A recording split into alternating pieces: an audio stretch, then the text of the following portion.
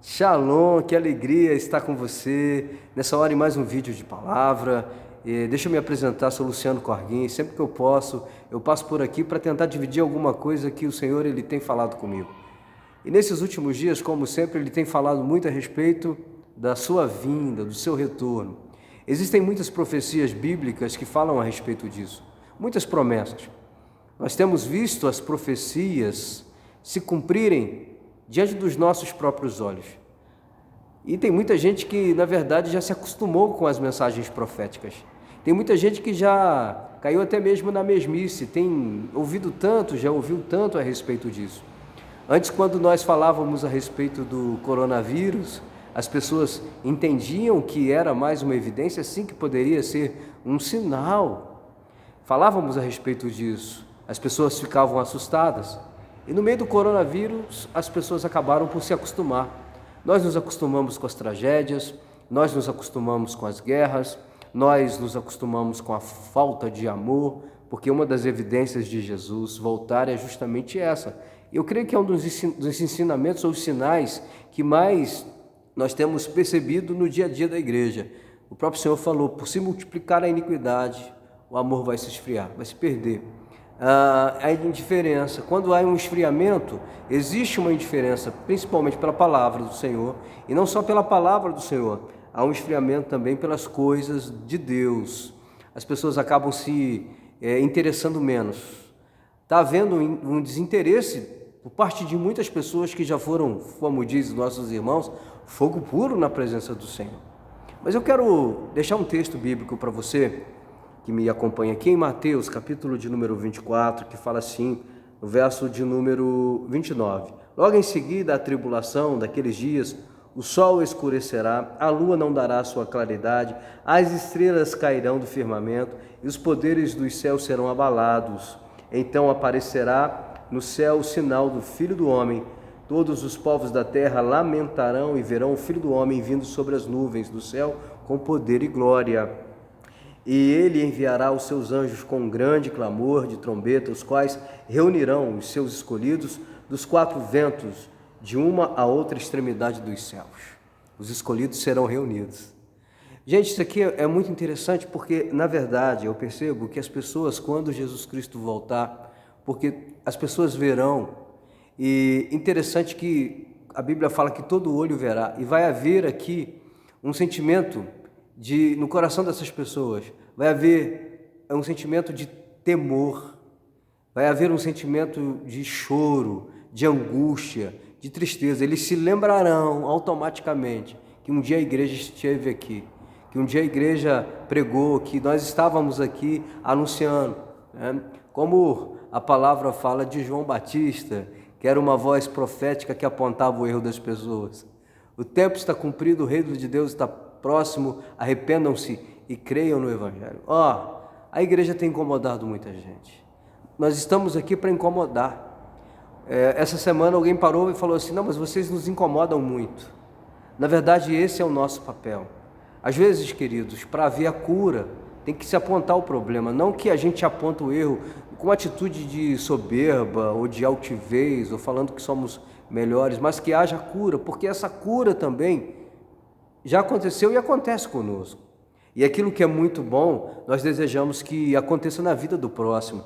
Interessante que esse texto, quando ele fala da vinda do Filho do Homem, que vai haver sinais que vão aterrorizar a humanidade. A Bíblia fala de sinais no céu e na terra. A Bíblia está falando aqui, gente, e isso daqui é muito interessante só para você entender. Olha só, sol escurecerá, a lua não dará a tua claridade. Serão dias de densas trevas, esses dias que estão aí antecedendo a vinda de Jesus, tanto de forma literal ou simbólica. Literal que sim vai acontecer dessa maneira, eu acredito, mas simbólica também de trevas de escuridão, em que o Evangelho ele não estará mais aqui, que a igreja será arrebatada, o Espírito Santo não estará mais aqui. Se hoje as pessoas reclamam tanto, se hoje há tanta dificuldade em conversão, se hoje há tanta dificuldade em as pessoas aceitarem a Cristo, e hoje nós temos o Espírito Santo de Deus, porque Jesus falou que não nos deixaria sozinhos, mas Ele enviaria o outro Consolador. E aqui, quando eu vou percebendo esses acontecimentos que vão se desenrolando aos nossos próprios olhos aqui, e nós percebemos, gente, como eu falei para vocês, que nós estamos vivendo momentos cruciais da história. Essa semana eu estava ouvindo uma pastora e ela falava a respeito da profecia que nos últimos dias o tempo deveria ser abreviado, porque senão os próprios que são salvos hoje se perderiam. E é verdade. Quantos hoje em dia estão notando que os dias têm passado mais rápido? Nós já estamos no final do ano de novo. Eu não sei quando você vai ver esse vídeo, vai ficar no YouTube, mas, enfim, o que eu quero falar para você é que as coisas estão acontecendo. E, na verdade, o mais complicado disso tudo é que as pessoas estão se acostumando. Às vezes nós nos perdemos a esses embates, às vezes nós nos perdemos a tantos assuntos aqui de baixo e nos esquecemos que o principal assunto é esse, que eu tenho que me preocupar comigo e também com a pregação do Evangelho. Paulo, falando aos romanos, ele dizia: como eles ouvirão se não tem ninguém que pregue para eles?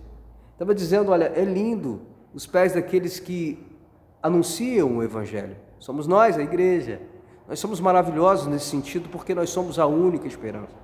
Não existe, e desculpem aqui aqueles que discordam da igreja nesse sentido, não existe outra agência como a igreja. Por isso que a igreja, ela tem que ser perseguida, odiada. Por isso que tem pessoas que nos detestam, que detestam a igreja, que detestam o Evangelho, que tem que ser assim.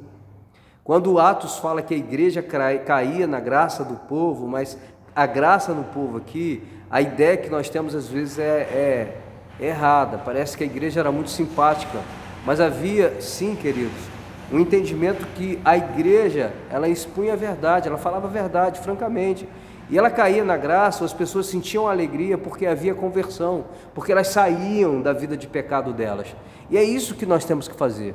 Nós temos que falar que Jesus Cristo, Ele ama todos nós, Ele ama o pecador, mas Ele odeia a iniquidade, porque nós fomos feitos a princípio puro. Deus é puro, Deus ele não aceita isso nas nossas vidas. Por isso que Ele enviou Jesus Cristo, por isso que Jesus veio na plenitude dos tempos para morrer em nosso lugar, para que nós alcançássemos vida e vida em abundância. E quando falo vida aqui, é vida perfeita. Não pense que a vida que foi conquistada na cruz do Calvário é uma vida, é um ideal ou simplesmente uma... Não, é perfeição em todos os sentidos, meu querido e minha querida. É algo que ainda nós não conseguimos alcançar, que está preparado para a gente quando termos um corpo glorificado. Agora, voltando aqui nesse aspecto da palavra, para que a gente não perca o fio da meada, eu percebo que sim, queridos, haverá tempos de muita perseguição para a igreja. Isso é bíblico. Nós temos que orar então pelo Brasil, orar pela igreja, pela família, por aqueles que ainda não conhecem o Evangelho, que as pessoas possam entender a necessidade de conversão. Porque esse Jesus que um dia Ele foi, Ele voltará. Ele falou isso. Agora, continuando aqui na leitura do texto, e Ele enviará os seus anjos com grande clamor de trombeta, os quais reunirão os seus escolhidos, os quatro ventos de uma a outra extremidade dos céus. É interessante que haverá muito barulho, chofar, muito som.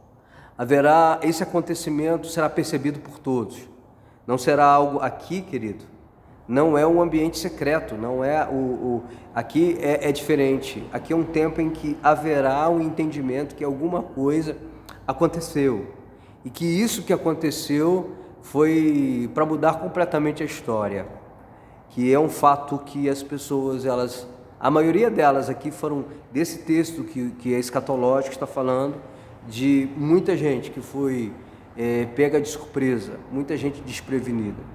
Eu me lembro agora de Jesus, quando ele foi ao Getsemane orar, e ele falou para os discípulos, falou o seguinte, falou que eles deveriam ficar em oração e vigiando. E ele vai, ele ora, depois ele volta, e ele percebe os discípulos dormindo, Pedro, e ele fala: puxa, nem uma hora vocês puderam vigiar comigo.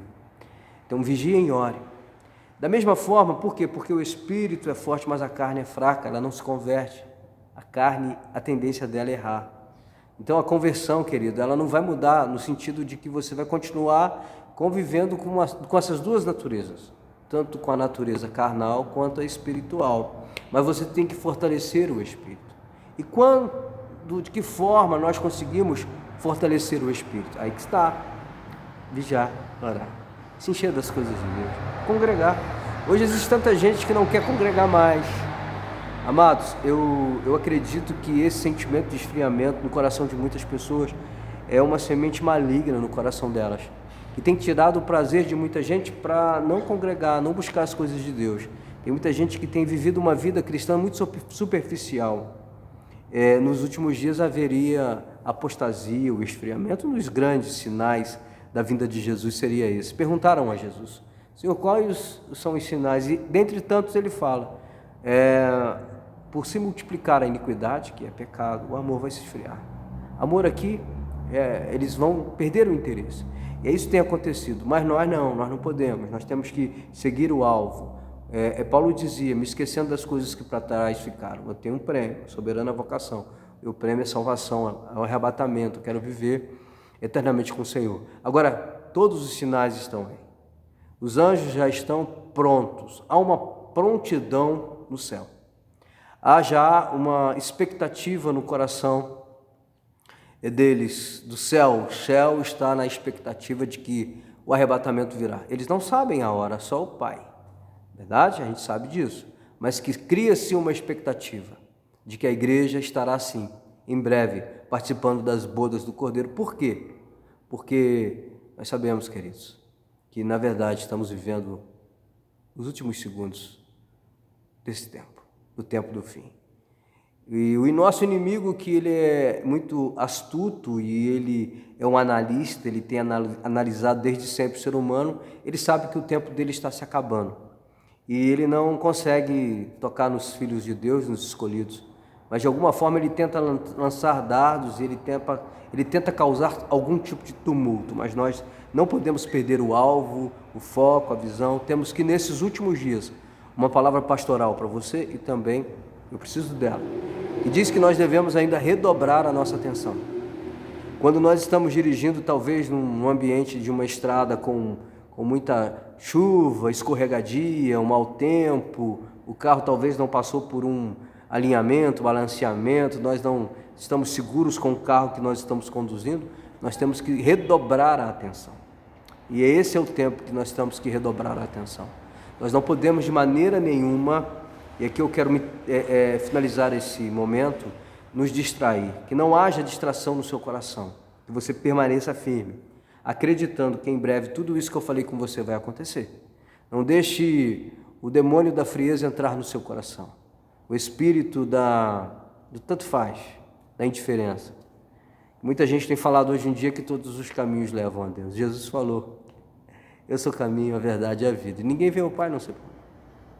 Deus, obrigado por esse momento de comunhão que eu tenho com meus amigos. Que o Senhor continue nos abençoando, nos livrando de todo o mal. Precisamos de Ti, Pai, nesses últimos dias, para que consigamos encontrar forças para viver. Que o Teu Espírito Santo convença essas pessoas que essa palavra é verdade, porque eu não falei nada mais, nada menos do que está escrito na Tua palavra. Obrigado por tudo. Assim eu oro em nome de Cristo. Amém. Amém. Foi muito bom você estar comigo aqui, tá? Espero você outras vezes. Sou Luciano Corguinha. É a minha alegria levar a palavra do Senhor até o seu coração. Graça e paz. Shalom.